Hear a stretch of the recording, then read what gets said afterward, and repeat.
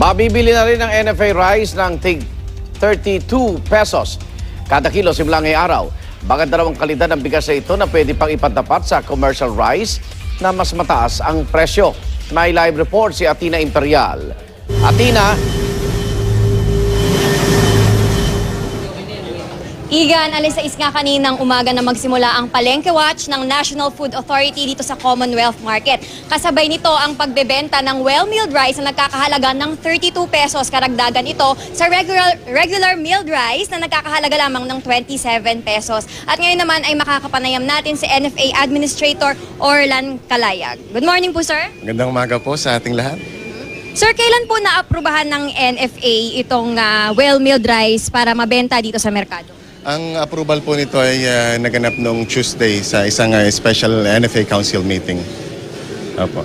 So dahil po dito, ito kasi po na pagpasok na ito ng well-milled rice ng NFA, ito po ay bunga ng pag-aaral na ginawa namin na bagamat meron pong bahagyang pagtaas ng presyo sa commercial rice, hindi po ito nangangahulugan na ganong kalaki na 5 piso o 6 na piso yung pagtaas. Ang nakita po namin, ito po yung nangyari dahil nawala po yung middle price which is represented by the regular milled rice ng commercial. So kumbaga sir, ano ba ang pagkakaiba nitong regular milled rice ninyo dito sa well-milled rice? Ang regular milled rice po ay mas mataas ang recovery rate kaysa sa well-milled. Kasi po ay mas madami po yung prosesong dinadaanan. So mas maganda po ito kaysa dun sa regular milled rice. At medyo mas mataas din po ng kaunti yung cost dahil nga po may mga proseso pong dinadaanan pa. So tama po, parang dalawa yung processing na pinagdaanan nitong well-milled rice. Opo, tama po yun.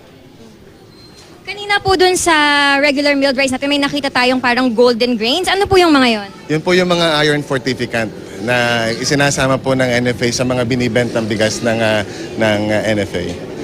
According naman po dun sa, ukol naman po sa pagmamonitor natin, sir, paano natin na nakikita na talagang okay yung presyo at yung supply ng bigas natin?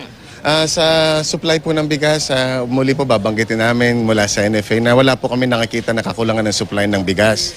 Sa presyo po, bahagi po nung price watch na ginagawa ng mga palengke watchers natin, di minomonitor po nila kung available talaga doon sa lalo na po sa mga credited NFA retailers yung 27 natin at saka yung ating 32 na bigas. At kasama din po sa mga babantayan ng ating mga palengke watchers yung pong unexplained depletion ng inventory ng halimbawa po ng isang retailer na kumuha sa atin ng 100 sako ng bigas ngayong araw na ito. At pagdating po ng hapon ay ubos na kaagad ito, medyo unexplainable po ito. So ito po yung magiging subject for investigation. Okay, maraming salamat po, Sir Calayag. At yan muna ang pinakahuling balita mula rito sa Quezon City. Igan? Maraming salamat, Atina Imperial.